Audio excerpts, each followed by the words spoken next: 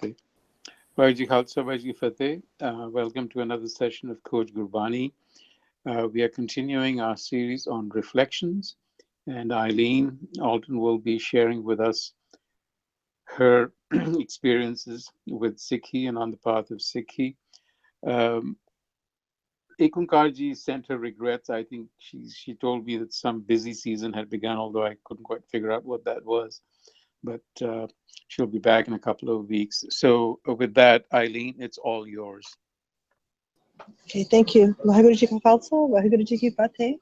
I I had a hard time putting this presentation together because I found I kept going down the rabbit hole, with my thoughts. Every time I tried to write about reflections, I wound up reflecting, and that wasn't exactly the purpose as I sat here to try to write. So I thought I would just try to put more of my pre-story together, and I'll explain why. As I became sick and I started to um, uh, reflect on my own life, what really stood out to me on my path. So hopefully by the end it will make sense, even if it seems like it jumps around a bit. So I thought I would start with just telling you guys, what my background is. So I was born in South Boston, and that's an extremely Irish Catholic area. My parents were divorced when I was 3, and when my mother got remarried, she remarried a naval officer, and so we moved around a lot. He was in the West Pacific Fleet, and so when I was growing up, I lived in a few places that I mentioned here, and some more as well, but California, Hawaii, Japan, and Guam. It was kind of one stretch. When I graduated high school, I went to college at UNC Chapel Hill. I majored in philosophy with a concentration in metaphysics and epistemology, and that will definitely come up later. And then, bringing forward to today, I work in financial services, but in addition to that, I have a very strong creative streak, if you will, with many, creative pursuits along the way. And so that's something that I've always kind of done, is balance the work and creativity together. So on the next slide, I thought I would just share some of my, what I recollect as my earliest thoughts on religion. As I mentioned, my upbringing in South Boston at a very, very early age was really sort of culturally Irish Catholic. So my parents were not Catholic, or they were not really involved in Catholicism. Particularly when they divorced, that was not really acceptable. And so, they were not very religious at all. But my grandparents were, my grandmothers really had some influence. And so I was kind of naturally led down that path when I was very young. So I remember going through, the stages as I was, learning about Catholicism, and especially the saints. The saints were very attractive to me. I thought it looked like they were heroes. They were doing all kinds of good. And I remember specifically when I was very young, I must have been about 7, I remember going to church and trying to go every morning at around, 7 a.m. before school in an effort to be really, really pious.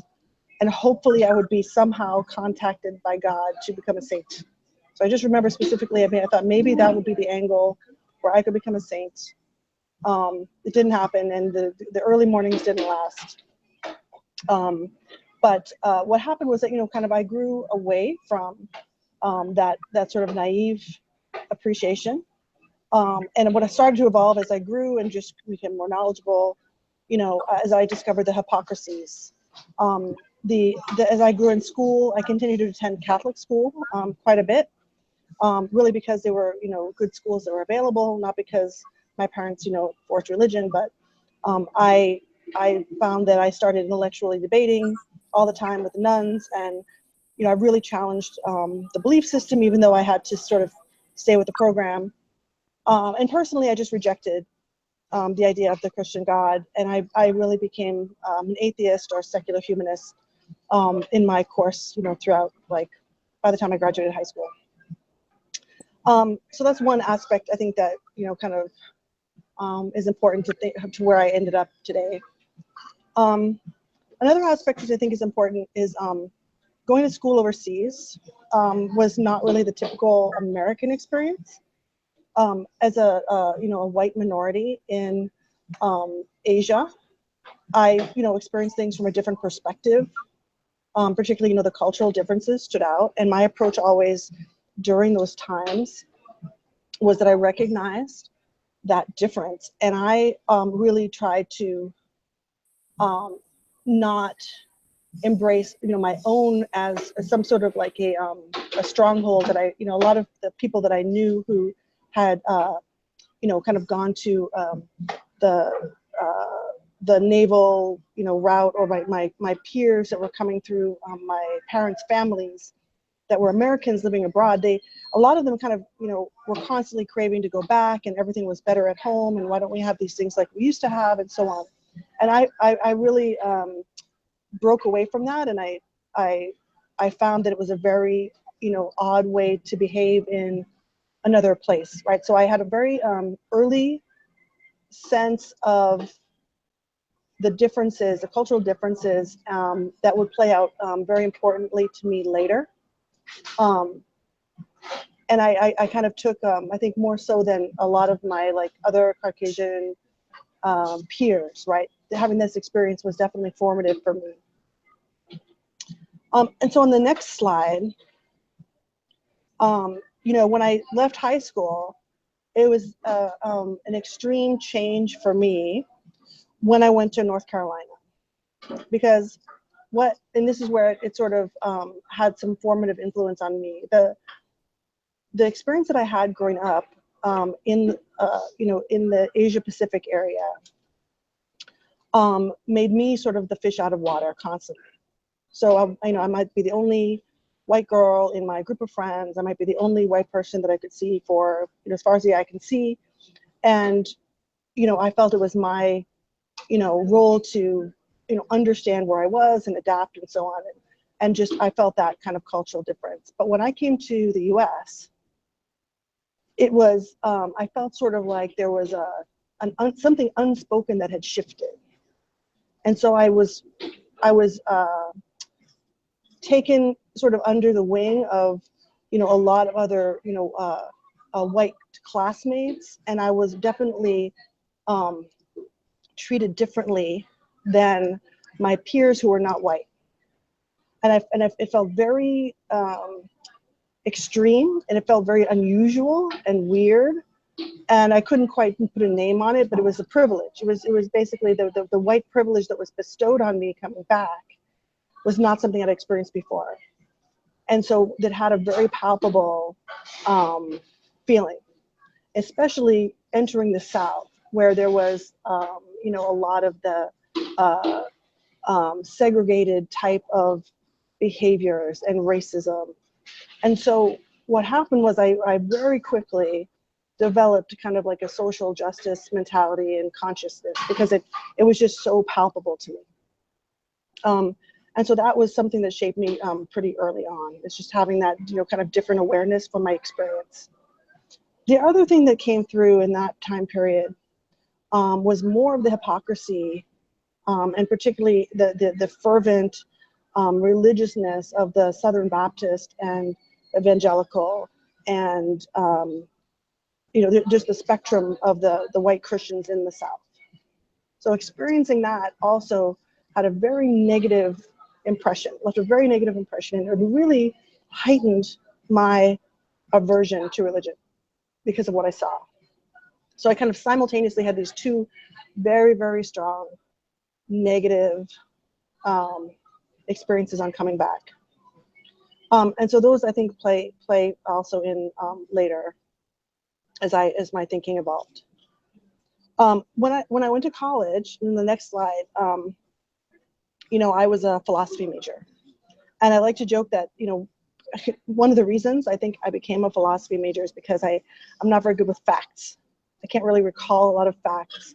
I like to blame it on the fact that I moved around so much as a child, and it's also why I can't remember anyone's name and things like that. But somehow in my personality, I was drawn toward the reasoning and the analytics that was found in philosophy. And a lot of people maybe don't think of philosophy in that way, but philosophy is a very structured and disciplined field of study. And I like to think of philosophy as kind of like, it's kind of like the math before there was math, or it was ways to understand the universe before there was actually, real science, right? So it has its underpinnings in that type of a analysis. So within philosophy, the areas that I concentrated in were metaphysics and epistemology.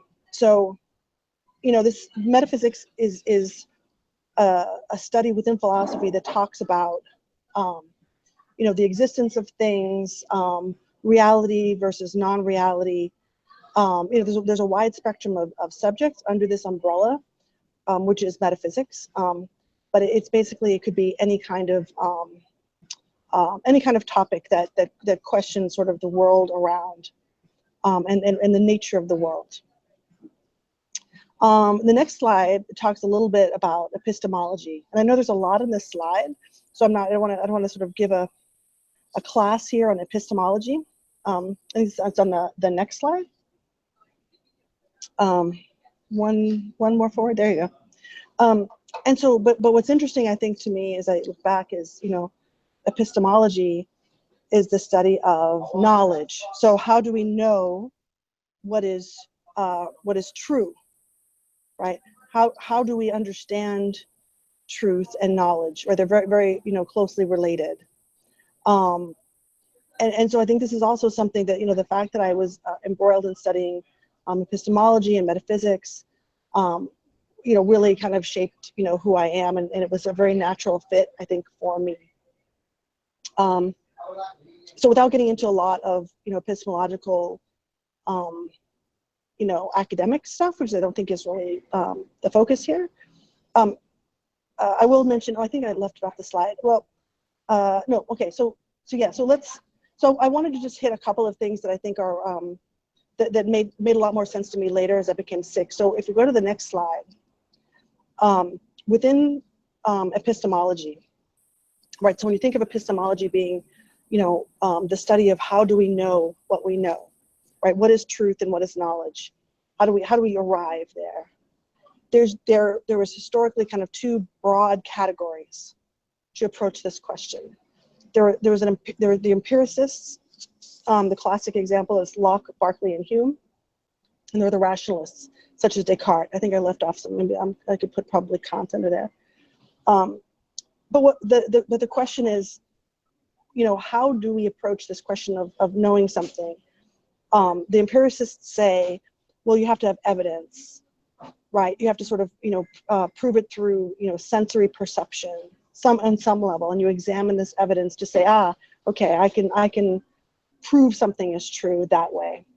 The rationalists look more for the a priori truths, so they're looking at logical reasoning. Descartes says, I think, therefore I am, and so on. I think Chetan mentioned in his presentation, in fact, so that that rationalist umbrella is quite different than the empirical umbrella. But as I studied, I was strictly Western philosophy. As I studied this, these became very relevant to my thinking about knowledge. And what I did my senior thesis on, that combines sort of within that umbrella, the metaphysics and epistemology from George Berkeley. He was famous for his writing about perception, and whether there's a perception of an object is truth objectively, or whether it's truth only because of your what happens in your mind. So my examination in my senior thesis was the proofs as to whether color exists in the real world or if it's only in the mind, and that's based on some of Berkeley's writings. So again, this is only just kind of to give you a sense of sort of where my mind was at, no pun intended, but how my beliefs were shaped as I kind of developed further. So what was interesting is as I pursued my philosophy degree and I was delving into these subjects, And in fact, one of the, there's a lot of logic involved, a lot of proofs. I remember at one time, I had a professor, Dr. Schlesinger, who did logical proofs for the existence of God. Just mathematical proofs, right? And so there were a lot of required classes, even though I had a concentration. And one of the required classes that I had was ancient philosophy. And what was really unusual about this is I had no problem with metaphysics or epistemology, with all their nuances and complexity and, abstract thinking and, trying to hold my own against the professors from Oxford and everywhere else. And, just the high level of rigor, right, that was required for that part of my degree. But I completely fell apart when I got to ancient philosophy, and I had to study Aristotle's Nicomachean Ethics, and I had no idea why. I really could not have told you before maybe a few years ago why I fell apart when I took this class. And this professor, Dr. Galligan, who I think he must have just thought that I was a complete, mental case or something, because I could not handle his class. We were studying Aristotle's Nicomachean Ethics, and the core of that, it was one of the very few ethics classes that I took, because I didn't have to pursue, looking at ethics for my degree, but it came up in this class. It talked about what is a virtuous life, or what is a good life, and Aristotle's definition about the activities and the nature of the soul being connected to virtuous activities. I mean, obviously it's really complex and deep, really interesting stuff, but for some reason that I could not explain, I found it impossible to say anything about this. It was kind of like some kind of a mental block. And Dr. Galligan used to, I think the first thing I wrote, he completely eviscerated. He just said, put your spitballs back in your bag. He wrote in red across my paper. And I don't think it was even that. It was that was very damaging to my ego, as far as why I couldn't come back after that, because the philosophy professors were very, debate oriented, and that was kind of nothing. But somehow I realized in this class I could not treat it superficially. I couldn't just write some garbage and get away with it. I was going to have to look at these ethics questions, these virtues and nature of life questions. And I literally used to hide on campus rather than run into this professor, because I was trying to take an incomplete in his class and somehow try to get my head around how I was going to complete it. Eventually I did complete it somehow, but I remember literally hiding behind a tree near the philosophy building to try to avoid this professor. And he was, perfectly nice. I just had some kind of a mental block. And so just keeping that history in mind, I'm going to now kind of jump all the way forward to the last slide, because I don't even know really how to express this in slides. So I'm just going to talk about it. So, my life between college and today took me to a couple of places that kind of reinforced everything else I had been doing. So I always kept my creative pursuits on the side, and I did things such as I ran a record label, I was in a band, I've made short films and a feature film. I've done a lot of creative pursuits while still working in investments, and eventually I turned to comics. And when I turned to comics, I had coincidentally met Supreet Singh Manchanda, who is a Bay Area kind of a person in the same industry as me. He's kind of in venture capital. And when I met him, he suggested that I write about a Sikh protagonist, because you never see that. And at that time, I was actually still involved with writing screenplays, and I was just at the early stages of writing comics. But that was really intriguing to me because of the social justice angle that I always carried with me. And it was also further, reinforced in my own life, because my kids are African American, as my ex-husband is African American. And so I had really continued to be very, thoughtful and engaged you know, in thinking through the implications of my kids' life in the U.S. in particular, as African-American men. And so I thought about this character now, you know, today in the post 9/11 world, and I really thought that this was a great opportunity that I had to kind of, you know, pull some of my areas of interest together. And so I really looked at it as an interesting project and not much more than that. So I did what any, I think, person, you know, well-versed in social justice type of things, you know, would do. You know, as a white person, I did research, right? I tried to say, well, if I'm going to write about this character, I need to do my homework, right, on my own. And I'm not going to, you know, go and you know, pester all my friends about, you know, why do you wear a turban and so on. I'm going to do my baseline on my own and try to put in some effort, because I wanted it to be also authentic, right? So I did the research. I ran my ideas by Supreet, and he, you know, helped to shape the story and the content and make sure that it was on point. So I created that story, wrote the whole script for the story from start to finish. But somehow, even after I did that, and even after I knew about, you know, the tenets of the faith and just basically, you know, enough to kind of thoroughly write the story, I couldn't lose my kind of intellectual curiosity somehow about Sikhi. And I found myself drawn to learn more. There was something that just, I think it just didn't add up for me. Maybe just not being well versed in any, you know, Eastern religions at all. I mean, I don't really know why it was, what was the sticking point, but I do remember things such as I couldn't understand how Langar happened.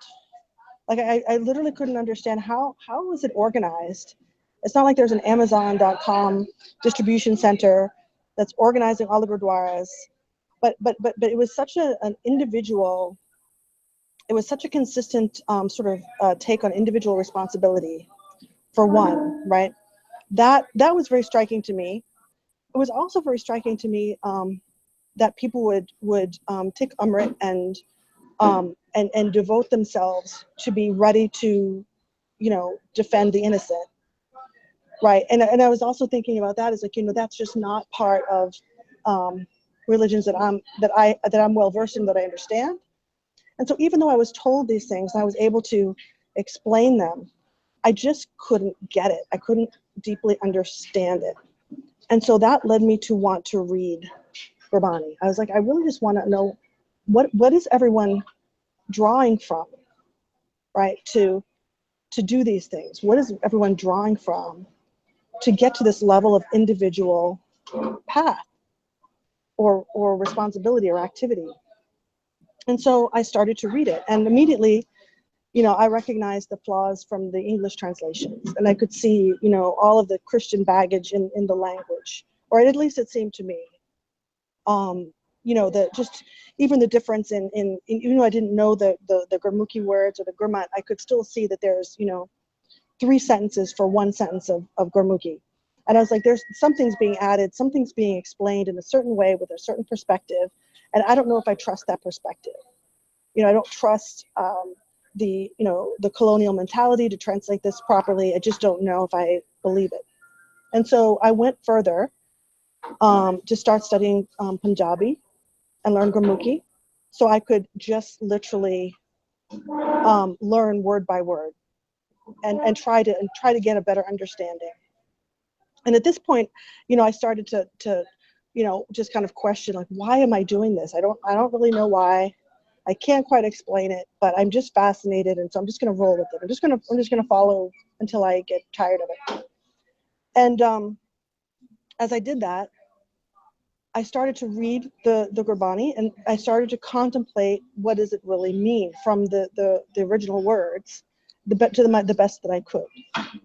And as I did that, it really just sort of opened up a lot of thoughts in my mind. It just literally, you know, ideas began to unfold, and it's as basic as in Mool Mantar, you know, Satnam. I don't know how to explain how deeply that idea affected me when I was thinking about what is the nature of truth. At that point, I did not really have very much understanding of Nam, but it occurred to me as like, what kind of God is described as truth? Right? I've never heard God described as truth. But from an epistemological point of view, and the nature of truth and the nature of what is known, that was absolutely fascinating. And I thought to myself at the time, well, if there is any type of a God that I could relate to, I think there would be a God that is somehow a truth, right? An a priori truth, an intuitive truth. Because what other, because I've already rejected the idea of some sort of a constructed God that's with a set of rules and requirements and a personhood. I was like, well, maybe I could think deeply about that question. Do I believe that there is some type of a God or there is some kind of a higher truth, I guess you could say. Is there a higher truth? And at the time, particularly I think with my ideas of social justice or equality, I believed as like a secular humanist or as an atheist, right? I believed that there was a value intrinsically to human life. I believed that to be true. I believed that all people were, inherently valuable and equal and worthy of life and worthy of freedom and everything else, right? So the one thing that it made me wonder about is I've never asked myself why. Why do I believe that? Why don't I think that we're all, just animals, right? Because if I don't believe in a God, and I'm basically an atheist but a secular humanist, what is the nature of this something that makes us valuable, or what is driving that? What is driving my idea? And so, as I read and contemplated, and I tried to ask myself really just a fundamental question. As I read the Gurbani, I tried to ask myself this question: is do I believe for myself that there is a creator, that there is a higher truth? Do I believe it? And when I was pondering this and I was kind of asking myself this question, I was surprised in the sense that, and I don't really know how to explain this because I'm not very, I'm not really oriented toward kind of this side of spirituality. But what I found was that I received an answer. I guess I would describe it. Let's just describe it as that I feel that I received an answer. Not quite that I reasoned an answer, if that makes sense. Because I didn't think of it and then come to a conclusion. I felt like something inside me answered me, if you will. Like in the same way, I guess the only way I've been able to describe it to people is sort of, when I was young, I was raised by my grandmother, and a lot of people, raised by your mother or someone influential. Sometimes when you ponder things, you hear your grandmother's voice, right, in your head, or you hear a voice in your head, or you hear something, you have some kind of an intuition that's linked to someone telling you something, right? The little voice inside your head said, don't do that, that's wrong, or something along those lines, right? So it was kind of analogous to that feeling. I felt like something, or I received an answer, right? It said, I'm here, right? The answer, it felt as though, yes, I'm here. And it sort of felt as though, like as if, if you had walked your whole life on your feet, but never looked down at your feet and noticed your feet there, right? So I had this sort of sensation of like a heightened awareness where I was like, you know what? I do feel this. I actually believe this, and I don't have a problem believing it somehow, some way, although I can't, sort of empirically, offer evidence, and I can't reason to get there. Through some other sense that I can't explain, I believe it to be true, some other intuitive sense. And I don't know if it's an evidentiary sense. I don't know if I could say, well, yes, I pointed to this experience and that experience drove me there, or if it's another type of an intuition and reasoning type of sense that got me there in the mind. So it's kind of like an experience of the mind. And so it just struck me as something just completely different. than what I would have thought if I was studying Gurbani from a Western philosophical perspective that I was trained in. And I just sort of had, and then I had the realization at that time, in the same time period where I was having this kind of like an awakening or an awareness raised, that this was the exact question that I couldn't answer, or that I was literally physically running from on campus, rather than explore for myself. And having that understanding, I hadn't thought of that college class in, I don't know, 10 years or more. I had not thought of that experience until I had this heightened awareness, and I realized for myself that part of my understanding of the truth, or part of my acceptance of, this new perspective that I had gained, was from better understanding who I am, and what my drivers are, and where I kind of come from, and just it was an inward journey. It was an inward perspective that I was starting to unpack, which, again, it was just, I just wasn't expecting that. I was really kind of in a research mode. I was in sort of what I thought at least was a research mode. I thought it was in a, boy, what is going on here mode.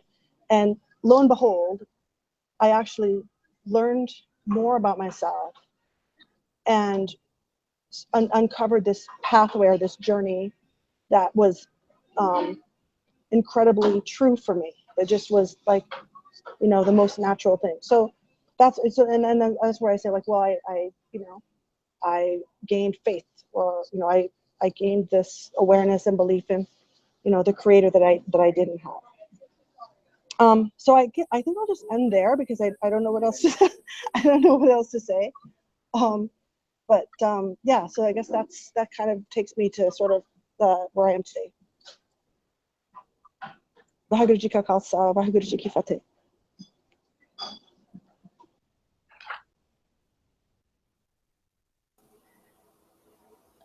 Hanji, thank you, Aileen. Ravinder Vijay, you're mute right now.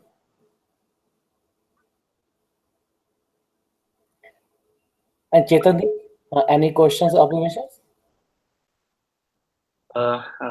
Thank you, Eileen, for sharing your journey with us. A lot of heavy terms, a lot of philosophical terms. So thank you for that. I have a question. It's a personal question, but since you are sharing your personal journey through this reflection series, so I think it's appropriate for me to ask a personal question. And the reason I ask is just to know you better rather than anything else. So the question here is, as you mentioned, you were a self-declared atheist or secular humanist, and you were drawn to Sikhi through intellectual curiosity or through research mode. The question is, like, as of today, do you have like a formal religious / spiritual practice? Like, some people like to do kirtan, some people like to do nitnem or simran or meditation. So do you have any such practice, or do you believe in any such practice? Thanks. That's a great question. Because I have tried and not been able to sustain one. And I think, and I've thought about that, because I have valued sometimes getting up early in the morning and meditating on a concept that I have in Gurbani, that I'm turning around in my head. And I've thought, like, if I should really just expand that to include nitnem and really try to get this kind of a discipline, right, practice. But I think what I struggle with the most is when I was as a very little child, when I was taught to recite prayers, right, in the Catholic Church, I could do those like in my sleep. I could say these words with a complete divorce of meaning, right? I could just literally, words would just fly out of my mouth without stopping to think about them. And I don't know if I don't know that if that I would be able to understand and get a personal value from reciting words in such a way that I don't understand. So I think I can't say for sure about the future, right? Because I want to continually improve. But at this moment, I find that the most insight for how to be a better Sikh that I get comes from very slow study, where I can just hold, and this is why the vichar is so helpful for me, is I can just think about, you know, a couple of elements of meaning and try to bring it into my life instead of speeding through. And so right now I just don't know how to have that kind of a practice without speeding through. And I love the music in kirtan, but again, it without deeply thinking about the translations, it's hard to make it meaningful. It might sound beautiful and I like to be in the presence of Sangat and feel sort of like I'm on a journey with everyone else. But as far as the deeper meaning, I'm not able to do it yet. Okay, thank you. Yeah. Okay, I'm back on. Thank you, Eileen. I think that's a wonderful presentation.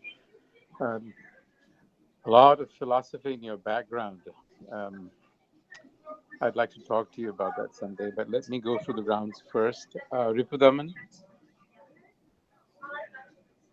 Ji, Eileen, thank you. A very, very interesting life story, spiritual story thus far.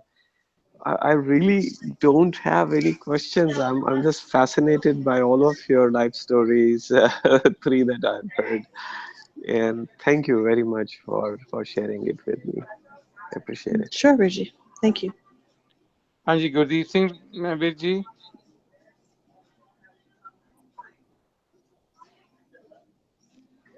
You're on mute. Yeah. Oh, sorry. Let me. You're on now. Okay, Sasikali. No, I have not any specific question, but I only try to analyze on the basis of Gurbani, Guru Granth Sahib. When I see Namdev Simran Kar Janna. So at that time, there was no such a thing that in the morning you get up and you do 5 Bani, evening Raras and all that. But now he achieved same status as the Gurus. And there were no dogma at that time, there was no discipline, as Ellen said. She is not into that, but she is into intuition, and she's getting more satisfaction. So I'm only trying to analyze. That's what Bhakt Ramdev said in Guru Granth Sahib. So I am very happy, satisfied what she said, because it will take for her a time. She's born in another religion, another culture, but somehow his insight is guiding her to that level. But the Bhakt Bani says in Guru Granth Sahib. Anyway, thank you. I have only this much to say. Okay. Harinder, do you have anything for Eileen? I'm good ji for now. Meena Panji is there also. Who? Meena Panji.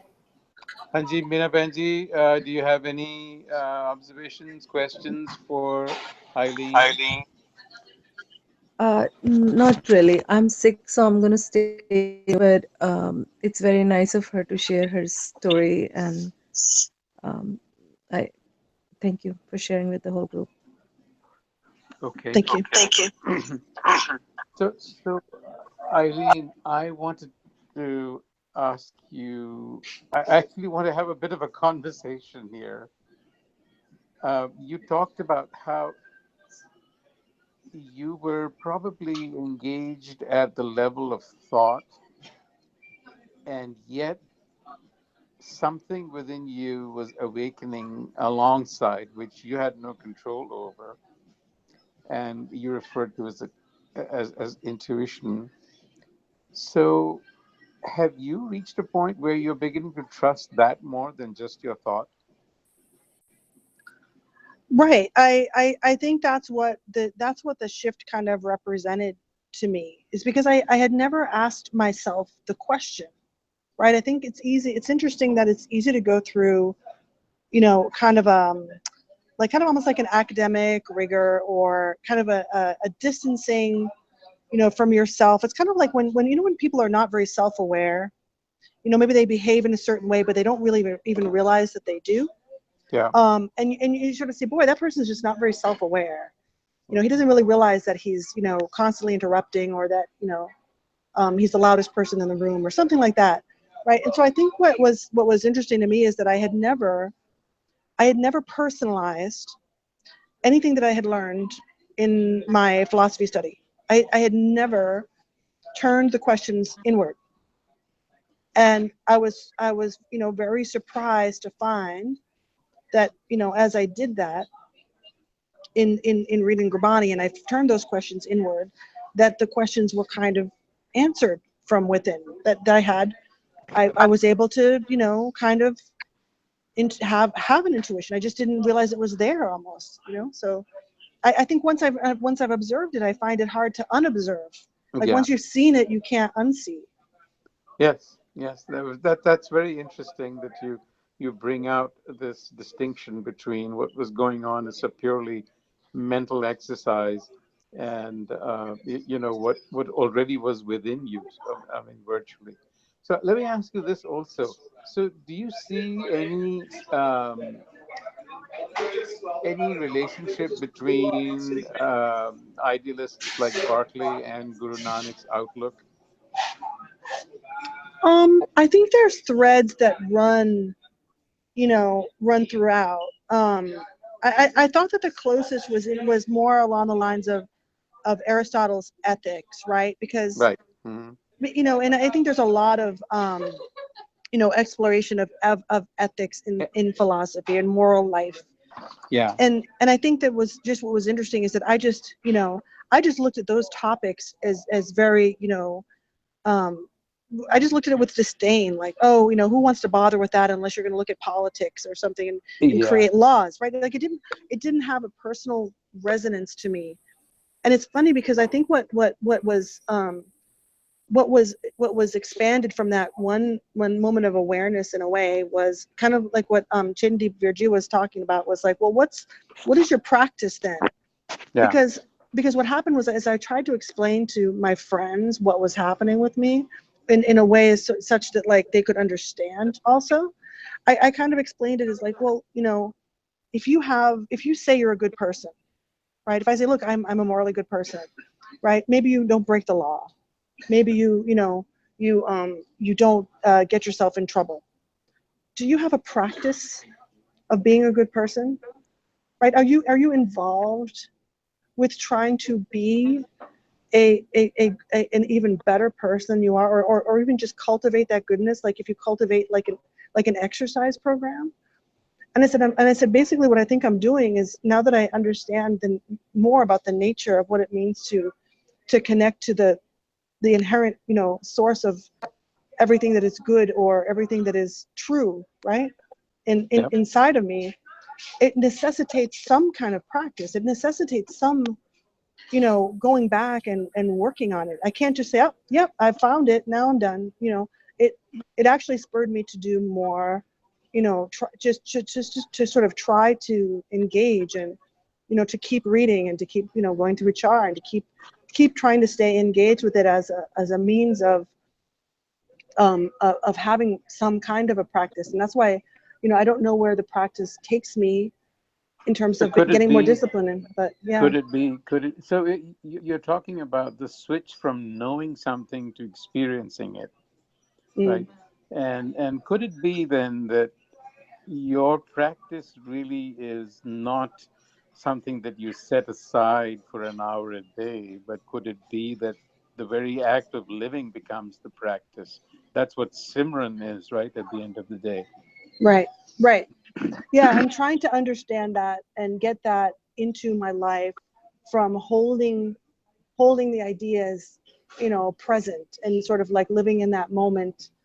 You know, that's sort of what I'm intuitively drawn to right now in this sort of stage, is like, how do I keep these ideas from just turning, you know, the computer off, turning the book off, turn, leaving the car and going home. How do I keep that still there?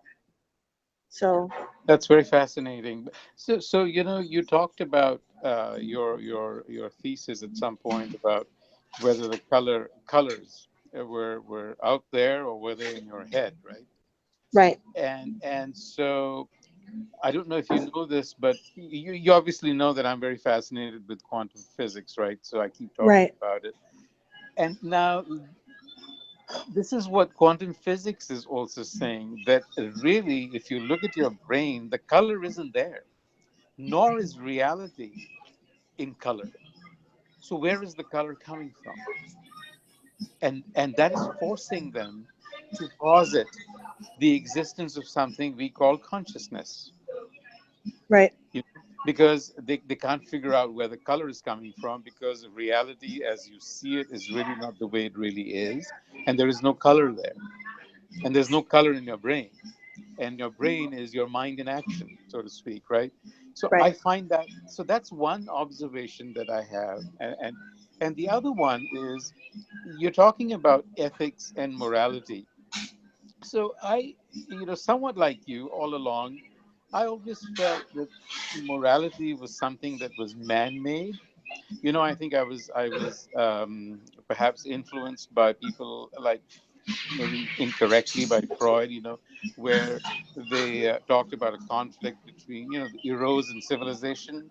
And I felt hmm that we had to make up all of these rules so that we could keep our boundaries and societies could be stable. But here's another thing that I've just learned from quantum physics, right? There's this philosopher by the name of Sir Roger Penrose. I don't know if you've heard his name, but I he's know, an English mathematician and philosopher, very interested in quantum physics. And what he is suggesting is something very fascinating. He's saying that, he calls it qualia. He's saying that there are qualities that are woven into the very fabric of the universe, just like time and space are. So there is a moral compass that is inside of us, that has to be and is attuned to these qualities. And I found that fascinating, because that's what Guru Nanak is virtually telling us.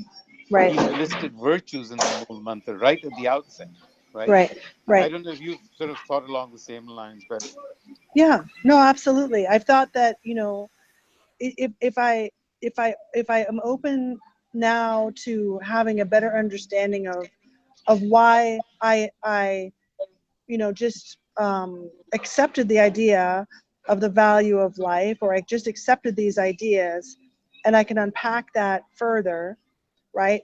I guess I would say, well, my particular fascination is less about the science of it, but more about just that sort of like, well, yeah, of course there are things that are yet unknown, or senses, ways of sensing, or perceiving, or analyzing the universe that are not there yet. But why wouldn't it be related to this concept that unites everything, this unifying concept, right? The creator that unifies everything. and that's precisely what fascinates me about quantum physics, is because they're really speaking the language of Nam and Shabad. Right, And it is just fascinating to me. And they're also talking in terms of unbounded potential, which is what Guru Nanak is basically saying in Ek Onkar. He's talking about your unbounded potential. Is he not appealing to our unrealized potential? I mean, that's the game, right? right. So I find your experience to be a very interesting one. It seems to me that the guru's hand is on your head, very definitely, and he's guiding you along. And I wonder what you think about this. I am sort of coming to the conclusion. Chetan asked this question about what's your practice, and I think a lot of people are caught up in practice of some sort. I'm beginning to think that the practice is in how you live every moment.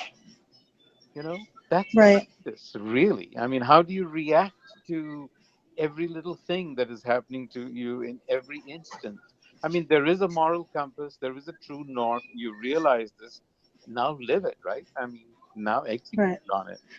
Well, I think, I do search for, like let's say you're an athlete, right? Like let's say you're just embarking on this fitness program, and I want to be spiritually fit, right? I want to be a good person with the knowledge. I want to put this knowledge into work, right? And so part of the humility in that exercise for me is looking to what other people do, right? So not trying to just rationalize for myself, but also just accept that I don't know. I didn't know even that God existed until 2 years ago. So what, like, I mean, let's be honest, like, well, I am not the expert here on how to cultivate a good practice. I'm looking for those answers of what does help, right? What does what will take me to the next level. The next level as I can improve as best I can. So I guess for me the jury's out a little bit, but if I could somehow, let's put it this way, if I could be such a trained athlete that I could simply go to sit in Amrit Vela and just recite and get to a particular level of connection. If I could do that, then that may really elevate my practice throughout the day. Like I could see that somehow happening. I just don't know how to do it yet. So why do you think that? Why do you think that the same intuition that has brought you to some realization will also not develop your particular practice for you? I think it could, and that's why I'm sort of saying, I'm trying to be honest and not sort of say, well, that I know the answer. You know what I mean? Like, it may take me there. Yeah, it might take me there or not. I don't know. This is the idea of the gur being inside of you, right? I mean, we talk about that, and I think that the intuition that you're talking about is really the guru inside, that is kind of the knowledge inside that is kind of pushing you or taking you there.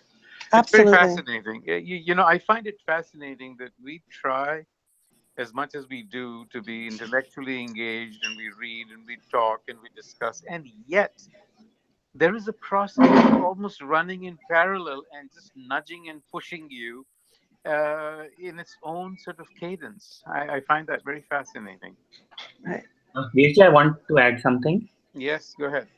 So when you were actually, I wanted to ask the same question to Eileen, and I think you kind of took my words when you spoke about ethics and morality. Mm-hmm. I wanted to ask her, since she has studied ethics in a formal way and has thought about social justice and all, I wanted to ask her what are her thoughts about morality in religion. But since you guys already spoke about that, and you mentioned something about moral compass, but I have been thinking about this for the last couple of days, but I still think that morality, as you said, it is again man-made, and morality exists at the level of thought, and thought is a product of our mind. So I'm not sure if there is really a morality or if there is really a good or bad and such. And Guru Nanak has always spoken beyond the moral compass or the morality. At least that's what my perspective is. Yeah, I guess when I studied the aspects that kind of touch on ethics in Western philosophy, I only studied it from like an arm's length perspective, right? So I don't even really remember the arguments per se. It was just very academic exercise of logical proofs. I mean, I mentioned the professor who put logical proofs for the existence of God, and it was basically like a gamble. I can't remember which philosopher. I think Plato's gamble. I can't remember. To say, well, if you're not sure if God exists or not, you might as well have a good life just in case, because the payoff is so great. I mean, and it's just such a calculated view, right? It's a calculated assessment, and that's what I find is so prevalent. It's a calculus people are doing for a payoff. A certain, if I do X, Y, and Z, and I follow X, Y, and Z rule, then I get a payoff. And what I find is completely different in my experience, in my understanding, is that if I connect to the Creator, then I don't have to calculate. I don't have to have that calculus, because these virtues are in sync with the creator, right? The virtues, the entire process is just derived. It's like a byproduct of the connection that I can cultivate. And the way that feels to me in like a metaphorical sense, it seems to me like when I try to explain that, it's like when I have a, when you have a baby, right? And you instinctively, feed the baby before you feed yourself, right? You don't even have to think about it. It's the natural sort of state of behaviors, and it's just in sync with something that's very true, right? So I think of somehow it must be like that. It must be, if I am connected with the creator, then my actions are just naturally flowing from the creator. I don't have to think about, well, according to rule number 72, I should probably, do X, Y, and Z. No, I am already there by virtue of the connection. So to me, it just upended what I had already observed, and it's much more attuned to getting rid of those hypocrisies that drove me from thinking about religion in the first place. Of all these hypocrisies about everyone is valued, but everyone is valuable, but you only have to do X. There's a disconnect. It's like a big cognitive disconnect between how you actually have to behave and what you're saying you believe in. So it was all very transactional. Right, transactional, right. And I just don't find that as I have experienced my understanding of Rabbani and what it does for me in my life. I just don't, the intellect and analysis and the calculus, really. Yeah. Well, thank you. We are running out of time. Does anybody else have a question for Eileen?